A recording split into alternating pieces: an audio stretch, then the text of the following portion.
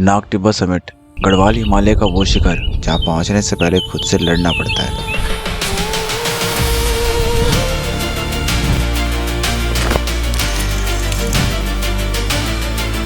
Let's go.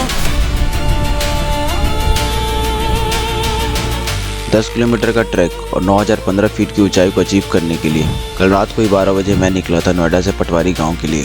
पूरे 12 घंटे travel करके पटवारी गांव, और पटवारी गांव से 5 घंटे इन पहाड़ों में ट्रैक करके मैं पहुंच जाता हूं बेस कैंप। इस कैंप में मैं पूरी रात रेस्ट करता हूं और अब सुबह के 6 बजे मैं रेडी हूं नाग टिब्बा फाइनल समिट के लिए। Good morning everyone. अभी हम लोग ट्रैक के लिए जा रहे हैं। मैंने ब्रेकफास्ट कर लिया और मैं अपना बैग नहीं ले जा रहा हूँ क्योंकि बेस कैंप तक आते आते बहुत थक गया था, तो मैं कुछ सामान अपने टेंट में ही रखूँगा, सिर्फ कैमराज और पानी की बोतल और पावर बैंक और ये सब कुछ एसेंशियल चीज़ें रख लेता हूँ। तो हमने ये ट्रैक शुरू कर दिया है। अभी अंधेरा है तो कुछ दिख नहीं रहा होगा, तो थोड़ी देर में ट्रैक करने के बाद आगे जब उजाला होगा तब मैं दिखाऊंगा। अभी 6 बज रहा है। नाग टिब्बा ट्रैक तो रोशनी होने से पहले ही हमारा सफ़र शुरू हो गया है। सुबह के 6 बज रहे हैं, लेकिन पहाड़ों में अभी भी अंधेरा है और बर्फ़ ने तो रास्तों को और भी मुश्किल बना दिया है। मैंने ऐसी चीज़ें लाइफ में कभी नहीं देखी थी। अंधेरे में बर्फ़ से ढका हुआ ये ट्रैक मेरी लाइफ का फर्स्ट टाइम एक्सपीरियंस है। इस अंधेरे में मैं बस अपनी टॉर्च की रोशनी पर भरोसा करके चल रहा हूँ। इस वक्त समिट कितना दूर है ये मुझे नहीं पता, लेकिन मुझे इतना पता है यहाँ रुक के मैं उजाले का वेट नहीं कर सकता। इस ट्रैक की जो चढ़ाई है वो ज़्यादा डिफ़िकल्ट नहीं है, बट जो कि पूरा बर्फ़ है तो डिफ़िकल्ट हो जा रहा है क्योंकि स्लिप हो रहा है। और रात में टेम्परेचर बहुत डाउन हुआ था, इस वजह से ये बहुत सॉलिड हो गया है। बट कोई नहीं, अभी तो 200 मीटर ही आए हैं, अभी 5 किलोमीटर जाना है, देखते हैं। हम इस वक्त देवदार के घने जंगलों से गुजर रहे हैं। इन पेड़ों को देवों के पेड़ भी कहा जाता है। अब आसमान हल्का सा नीला होने लगा है, बस थोड़ी ही देर में उजाला भी हो जाएगा। लेकिन इस वक्त का जो शांत जंगल है उसे मैं शब्दों में बयान नहीं कर सकता। क्या ही बात है इस जगह की। चारों तरफ इतनी खामोशी है कि हमारी सांसों की आहट तक सुनाई दे रही है। इतनी ठंड में गर्मी लग रही है, जैकेट निकालने का मन कर रहा है, बट ये कर नहीं सकते क्योंकि ठंड बहुत ज़्यादा है, -2 डिग्री सेल्सियस। और अगर इसमें हम निकाल देंगे तो अगर कहीं हम थोड़ी देर अगर रेस्ट भी करते हैं तो ठंड लग जाएगी। अब इतना उजाला हो चुका है, करीब 7 बजने वाला है, 6:45 हो रहा है और अभी 400 मीटर हो गया है। 500 मीटर हो चुका है हमें ट्रैक करते हुए।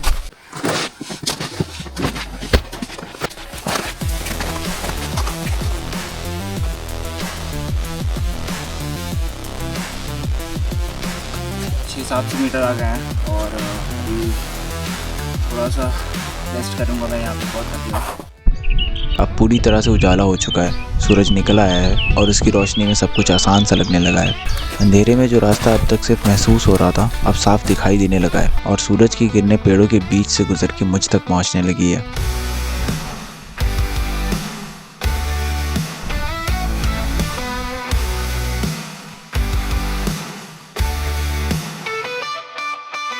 इतने खूबसूरत नज़ारों के लिए तो ये ट्रैक बिल्कुल वर्थ इट है। क्या ही सुबह हुई है हमारे इन पहाड़ों में। समिट भले ही अभी काफ़ी दूर है, लेकिन सुबह का ये पल मेरी लाइफ का सबसे खास पलों में से एक बन चुका है। तो लगभग 2 किलोमीटर आ गए हम लोग और मौसम क्लियर है। ग्लव्स खोल ले रहा हूँ तो बहुत ठंडी लग रही है।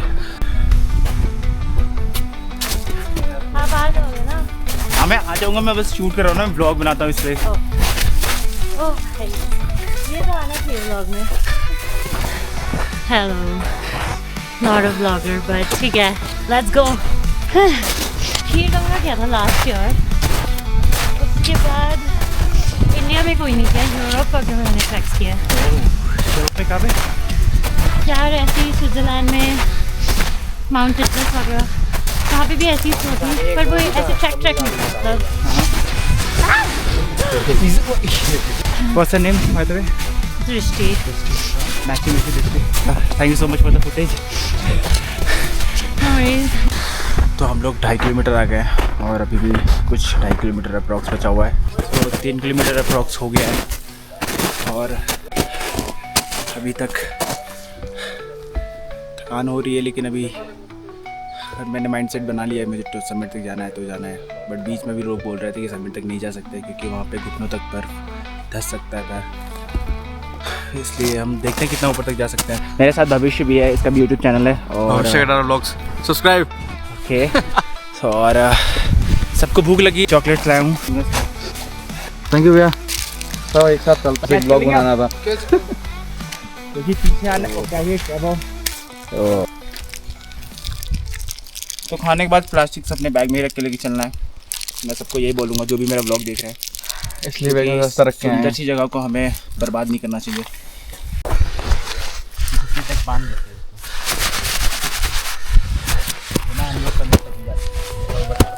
सॉक्स गीले हो गए और जूतों के अंदर तक भी बर्फ जा चुका है क्योंकि कई कई जगह पे पैर अंदर तक चले जा रहे हैं। 3 घंटे बीत चुके हैं और अभी तक हमने लगभग 3 किलोमीटर कंप्लीट कर लिया है।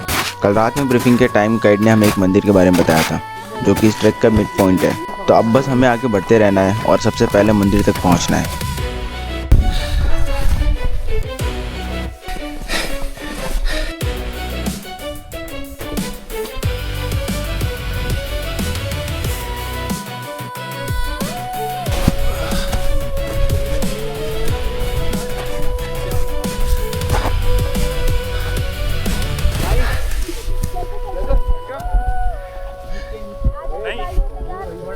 नहीं हो रहा।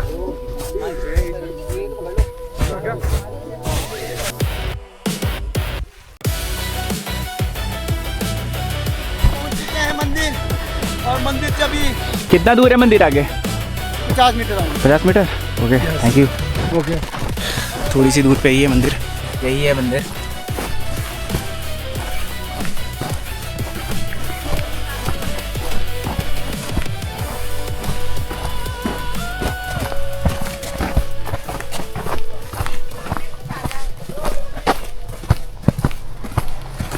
तो लगभग 4 घंटे ट्रैक करने के बाद हम मंदिर तक पहुंच गए।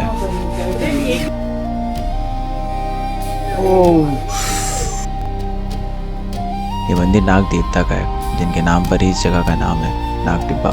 यही वो पॉइंट है जहाँ से सभी लोग वापस लौट रहे हैं। और गाइड ने भी समिट तक जाने से साफ मना कर दिया है क्योंकि आगे बर्फ बहुत ज़्यादा है और आगे जाना बिल्कुल भी सेफ नहीं है।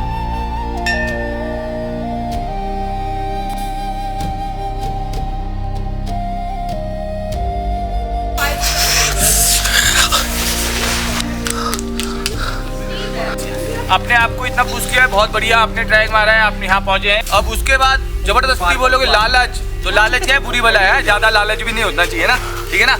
नेक्स्ट टाइम करने का मौका मिलेगा, डेफिनेटली नेक्स्ट टाइम करेंगे। तो मंदिर तक ही गाइड हमें अलाउ कर रहे हैं, गाइड हमें बोलने नहीं जाने के लिए। बट मैं सोच रहा हूँ अगर मैं इतना ऊपर आया हूँ तो अगर मैं सबमिट नहीं किया तो कोई फ़ायदा नहीं है। अगर एक रास्ता, अगर एक हल्का सा मूव उन्हें चेंज किया तो हमें आना है यहाँ पे, वो पहुँच जाएंगे वहाँ पे, समझ गए।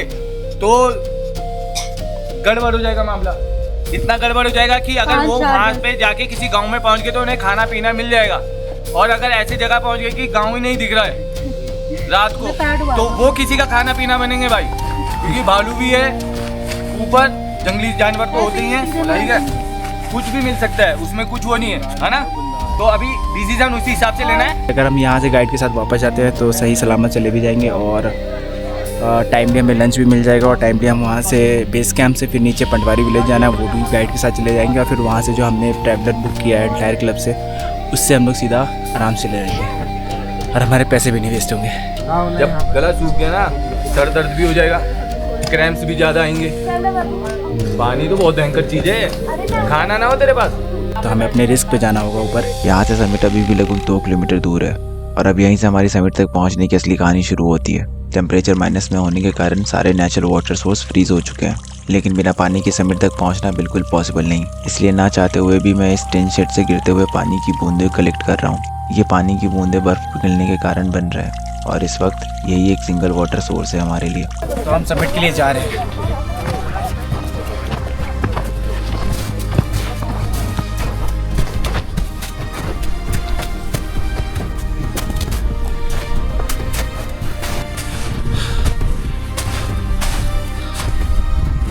गाइड ने तो मना करने की पूरी कोशिश की थी और शायद वो सही भी थे, लेकिन फिर भी पता नहीं क्यों वापस मुड़ने का मन नहीं किया। और मैं, वैभव और नीतीश हमने डिसाइड किया इतना आने के बाद हम रुकेंगे नहीं।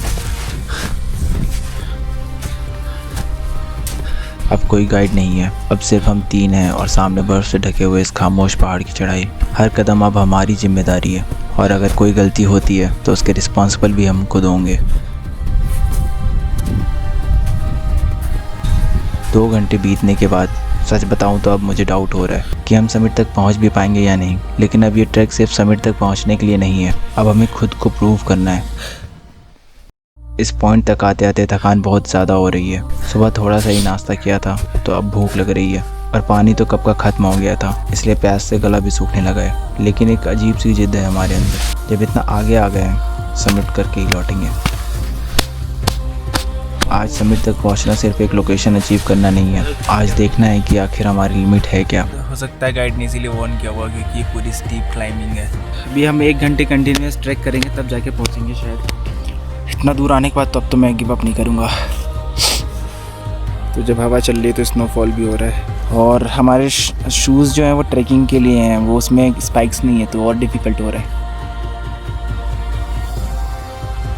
खुद के लिमिट को टेस्ट करते करते अब 3 घंटे बीत चुके हैं और हम समिट के काफ़ी करीब आ चुके हैं। हालांकि अभी समिट दिख तो नहीं रहा है, लेकिन समय काफ़ी हो गया है और अगर हम सही डायरेक्शन में आए हैं तो शायद बस ये आखिरी चढ़ाई है। बस हमें हार नहीं मानना है। अब खुले बुग्याल आ चुके हैं, इसका मतलब है कि हम पहाड़ की चोटी पे हैं और समिट पास में ही है। तो फाइनली पूरे 8 घंटे इस बर्फ में ट्रैक करने के बाद मैं खड़ा हूँ नाक टिब्बा समिट पे।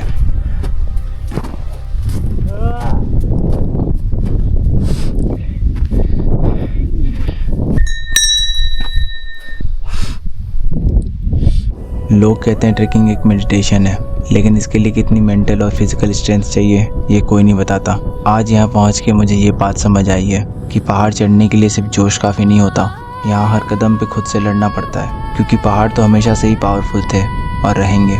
सवाल ये है क्या हम उनके लायक हैं।